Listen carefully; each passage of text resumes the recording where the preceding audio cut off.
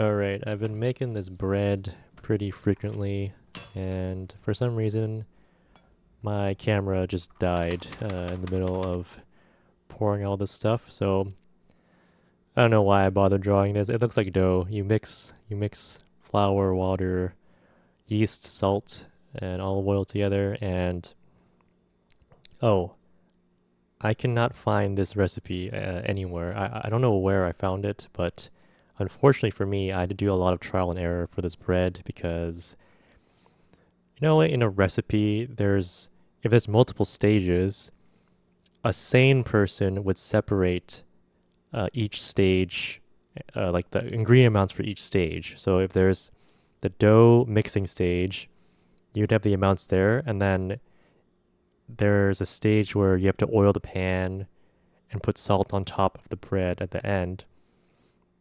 You would separate it like in recipe number 1 on the left, but this one, it combined everything into one thing. And so you have to read the instructions to get the split, which is such garbage. And so I came up with 500 grams of flour, 325 grams water. The salt, I ended up at 10 grams of salt in the dough, and then I don't measure the top, just a little bit more on top. The olive oil on this picture is fake. I just add enough olive oil to barely soak up the rest of the flour, because 325 grams of water is not enough um, to get all the flour. I mix it all together, and you have some options if you want to make it the next day or a couple days later. You can put the dough in the fridge and it'll rise really, really slowly. If you want to make it in the next few hours, just leave it in room temperature or in an oven that's completely off.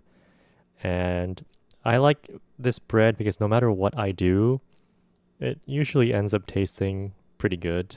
But yeah, anyways, so I put the bread in a very, very this is olive oiled pan, and you almost want it to be like drowning in olive oil, and like you're frying the bread in the oven.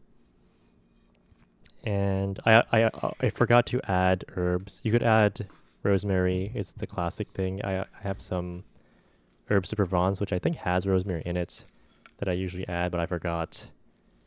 And then olives, green olives are pretty good. There's probably a special way to tuck them in so they don't come out, but they've never burned on me, so I've just let them come out when they bake. And after the olives and some additional olive oil on top, which I just grab with my fingers on the edge of the pan, I let it sit here to rise one more time. And the exact time is however long it takes my oven to get to 500 degrees Fahrenheit, because it takes a really long time. So that's the timer that I use. And you could cook this anywhere between 16 and 22 minutes, but I go for the full 22 minutes. It just depends on your pan, the oven, and just other variables, and you just have to test when to take it out. And at the very end, the most important step for, I guess, most bread is after you take it out, you don't slice it. It's like a pie. You have to leave it to set. And I leave it until I can't hear this crackling noise anymore. And then ideally, you put it in a cake sheet pan lined thing. But if you're lazy like me, just get a metal spatula and put it on top so the water on the bottom can evaporate. And let it cool for at least 1 hour. Like ideally, it would come to room temp or very close to it before we're eating it. And there's a little bonus recipe. Because I forgot to use the herbs de Provence, I wanted something herby to eat it with, so I made this omelet with herbs de Provence and leftover cheese. And yeah, it was pretty good. I definitely buy much less bread now that I have such an easy to make thing. Sometimes I just make this before I go to sleep, and then I'll bake it in the morning, or I'll make it during lunch if I have time. But yeah, pretty good.